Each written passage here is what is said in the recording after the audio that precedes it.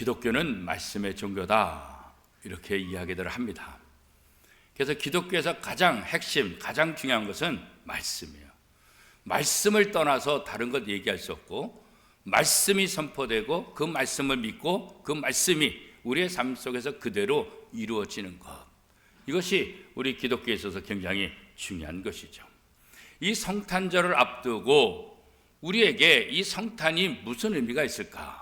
여러 가지 의미가 있지만 중요한 것 중에 하나는 뭐냐면, 이미 구약에서 메시아가 이 땅에 오실 것이다 예언한 그런 말씀들이 많이 있어요.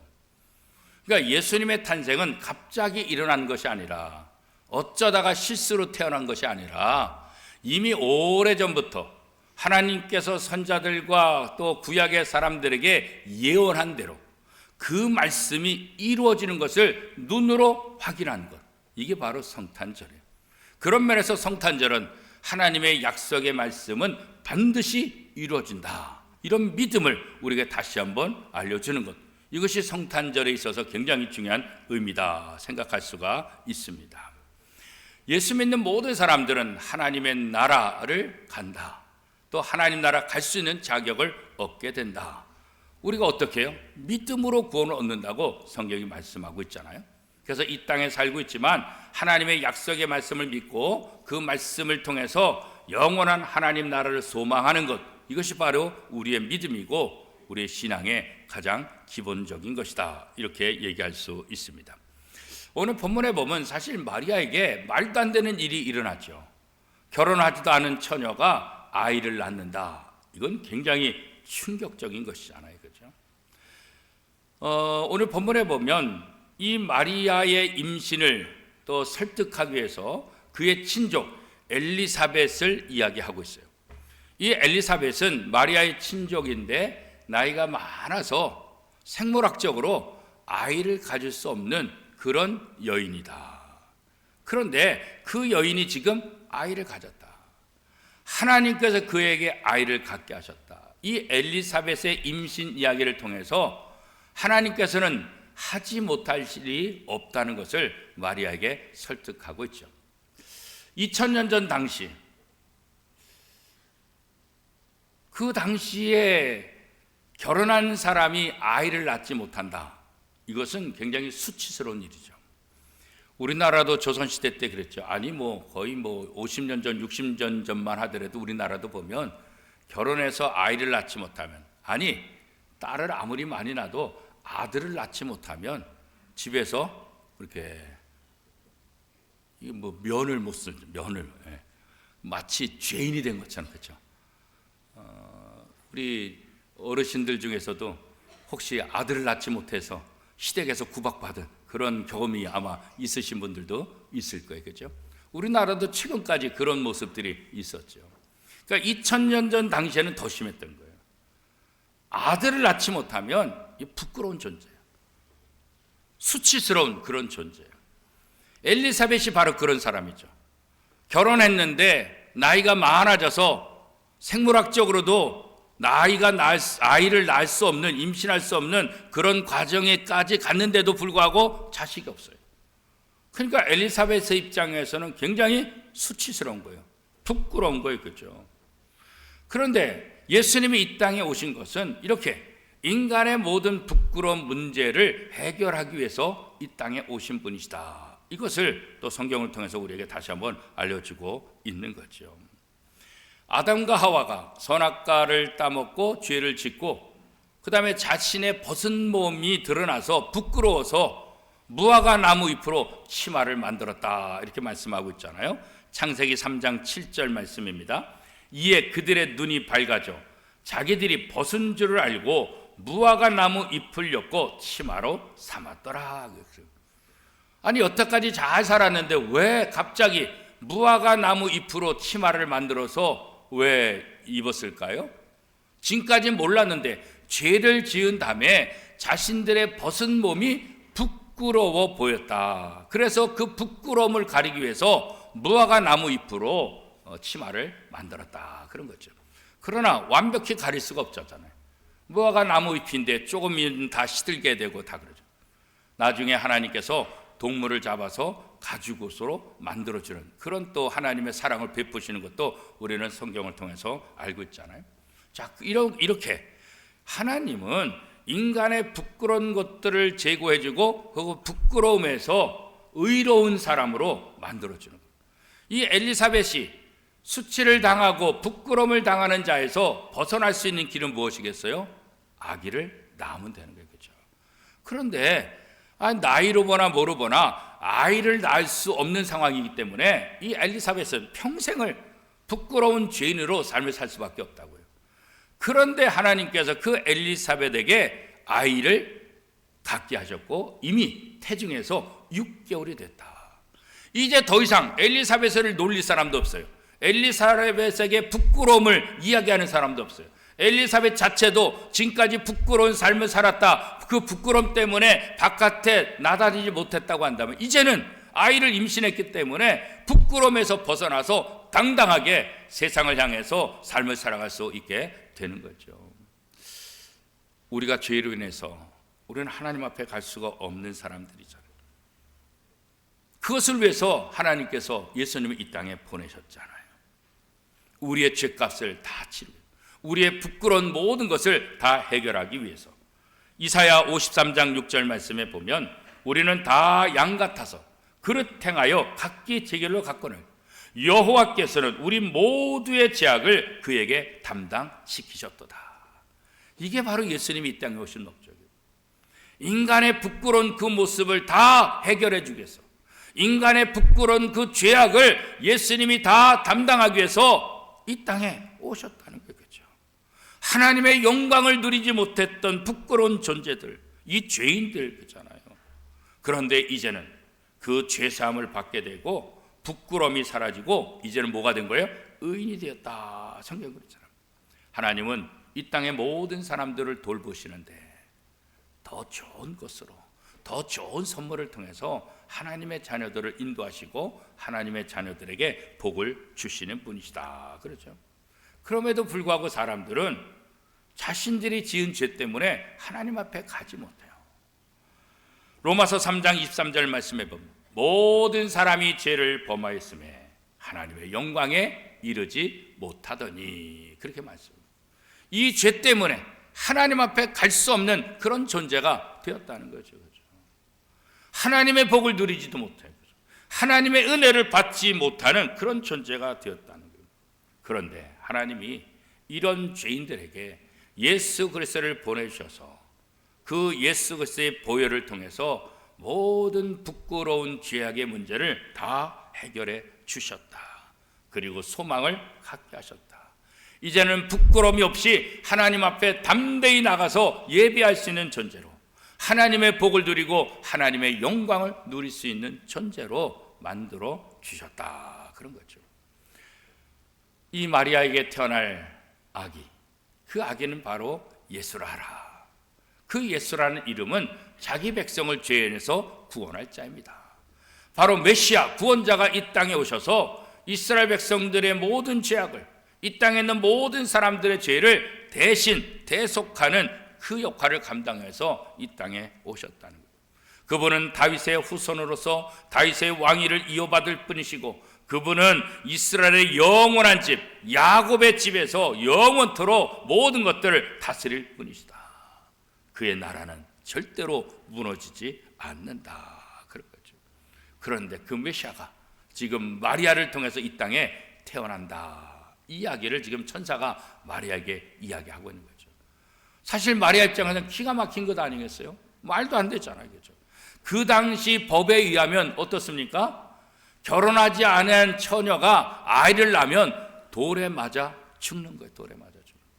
그게 그 당시 법이에요. 그렇죠? 그러니까 너가 아이를 가졌다. 마리아에게 이 이야기를 할 때 마리아가 어떻게 해요? 두려움을 가졌다고 오늘 성경이. 두려움. 당연하죠. 야, 이제 나 돌에 맞아 죽게 생겼구나. 왜? 그 당시 법이 그러니까. 그러니까 이것은 축복이 아니에요. 이건 좋은 소식이 아니에요. 이제 돌에 맞아 죽는다는 그 소식이죠. 그러니까 마리아 입장에서는 두려워할 수밖에 없는 것 아니겠어요? 아무리 예수가 태어난다 한들, 아무리 하나님의 아들이 태어난다 한들, 처녀가 아이를 낳으면 돌에 맞아 죽는데 아무리 위대한 사람을 태어나게 하면 그게 무슨 의미가 있겠나. 마리아 입장에서는 그런 것 아니겠어요, 그죠? 그러나 이 메시아, 자기 백성을 죄인에서 구원할 자, 사단이 지배하는 그런 세상에서 하나님의 아들이 다스리는 나라로 변화시키기 위해서 하나님은 바로 예수 그리스도를 이 땅에 보내시고 그 예수 그리스도를 마리아를 통해서 이 땅에 태어나게 하신다. 이게 바로 하나님의 계획이죠. 이게 이미 구약을 통해서 예언된 그런 말씀이라는 거예요. 골로새서 1장 13절 말씀에 보면 그가 우리를 흑암의 권세에서 건져내사 그의 사랑의 아들의 나라로 옮기셨으니, 그렇게 말하죠. 흑암의 권세에서 건져내가지고 사랑의 아들의 나라로 옮겨, 이 일을 하기 위해서 예수님이 이 땅에 오셨다, 그런 거죠. 천국은 죽어서 가는 것이 아니라 내가 예수를 믿으면 이 땅에서부터 그 천국을 누릴 수 있다라고 성경은 우리에게 증언하고 있어요. 그래서 예수 믿는 사람들은 이미 천국에 들어간 사람입니다. 죽어서 천국을 맛보는 것이 아니라 이미 이 땅에서 하나님의 나라, 이 땅에서 천국을 맛보는, 어디서요? 바로 이 교회를 통해서. 하나님은 이 교회를 통해서 말씀하시고 하나님은 이 교회를 통해서 하나님의 예언을 이끌어 가시는 거예요. 하나님은 이 교회를 통해서 하나님의 은혜를 베풀어 주시는 거예요. 구약의 백성들이 성전 중심의 삶을 살았던 이유가 뭘까요? 그 성전에 하나님이 계시다. 그 성전에 가면 하나님을 만날 수 있다. 그렇기 때문에 성전 중심의 삶을 이스라엘 백성들이 살 수 있었던 거죠. 오늘도 마찬가지예요.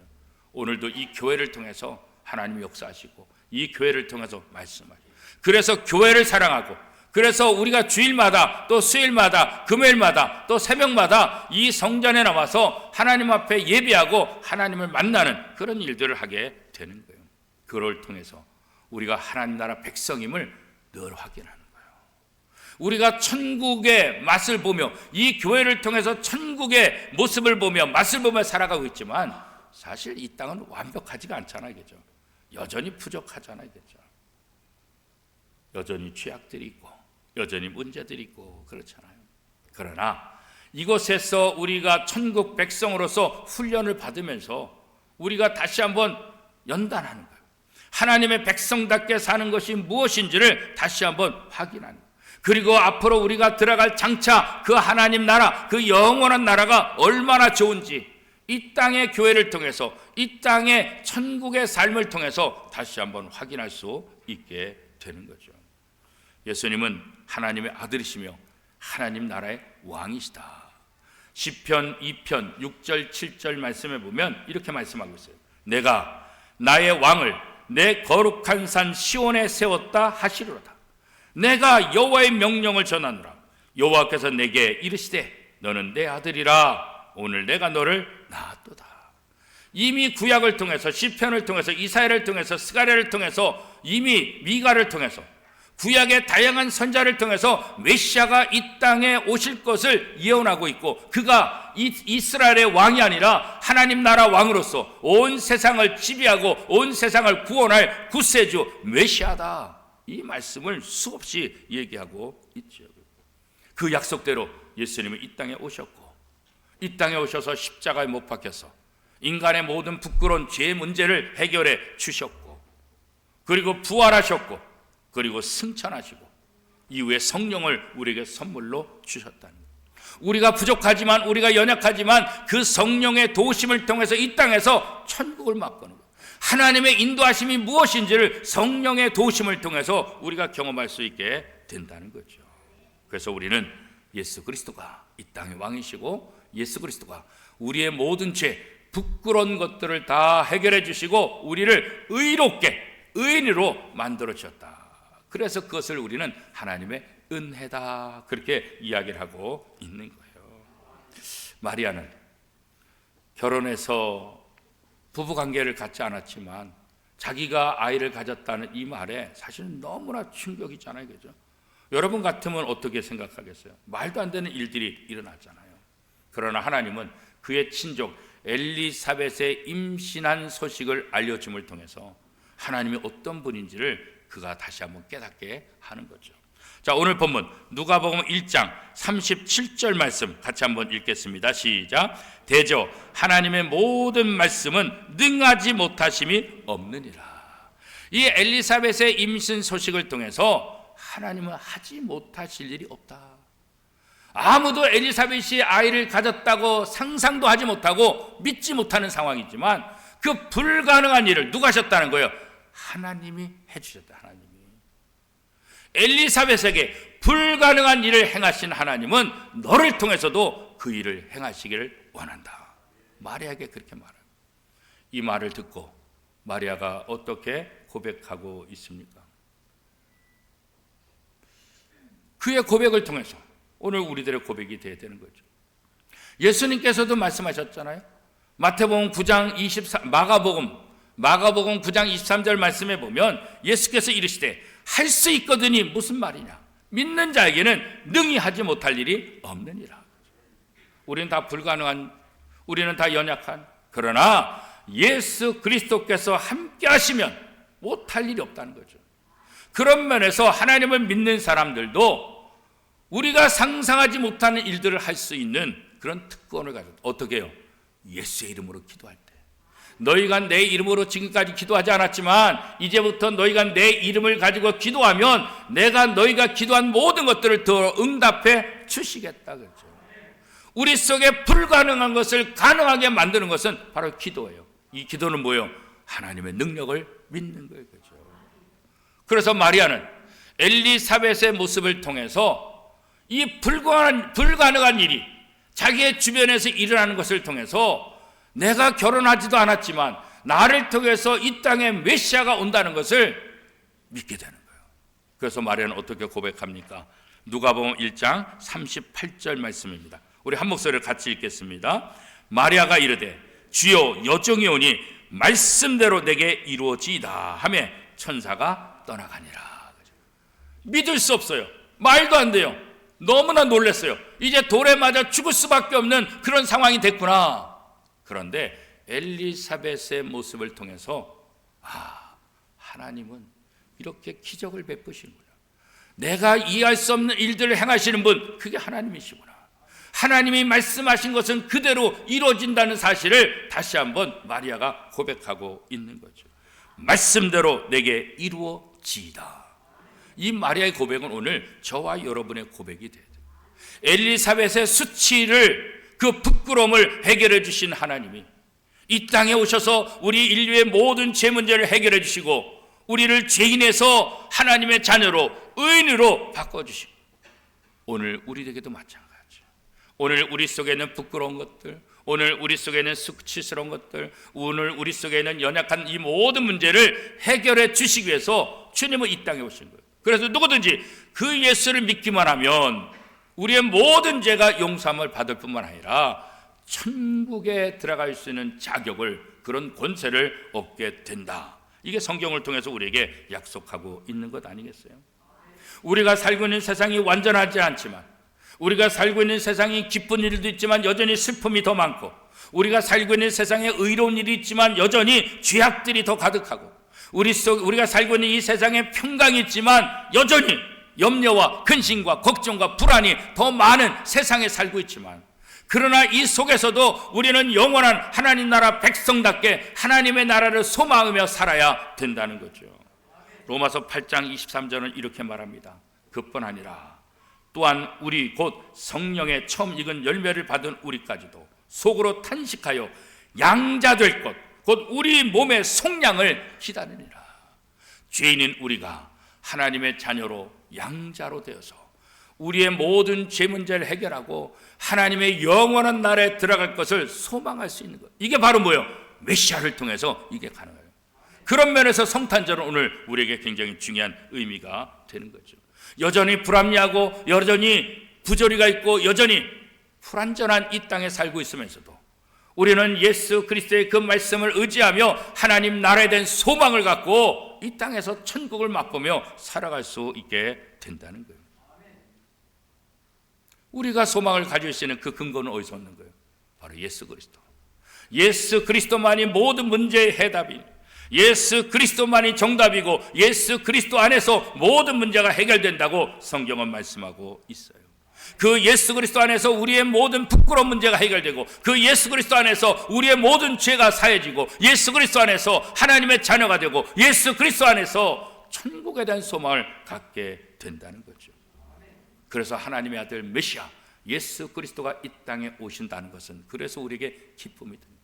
하늘은 영광, 땅에는 평화로다.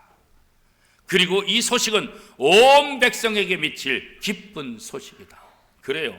메시아 이분이 오셨다는 소식은 어떤 특정한 사람에게만이 아니라 모든 사람에게 미치는 기쁜 소식. 왜 그러겠어요?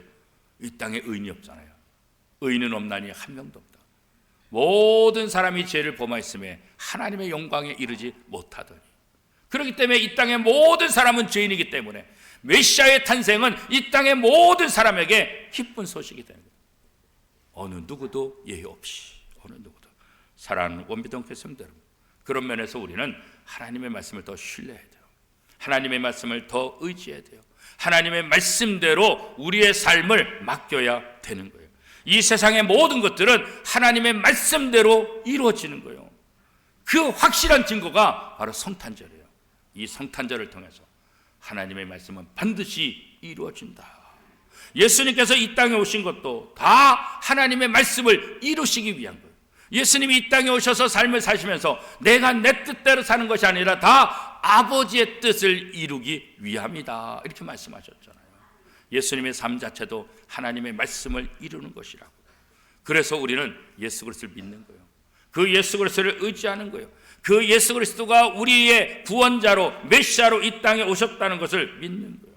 성탄은 하나님의 말씀이 이 땅에 이루어지는 것을 증명해 주는, 그래서 기쁜 날이에요. 그러므로 어려운 상황 속에 할지라도, 어떤 일이 있다 할지라도 전능하신 하나님, 그 하나님을 믿고 그 하나님의 약속의 말씀을 신뢰하는 거예요. 그럴 때 우리의 마음이 기쁨이 되는 거예요. 이번 성탄을 통해서 여러분에게 내려왔던 어둠의 그림자들, 슬픔과 좌절과 염려와 근심과 불안한 이 모든 것들이 이번 성탄을 통해서 다시 한번 완전히 벗어나고 빛으로 오신 주님을 통해서 여러분의 삶이 더 빛나고 아름답고 복된 인생들이 다 될 수 있기를 축복합니다.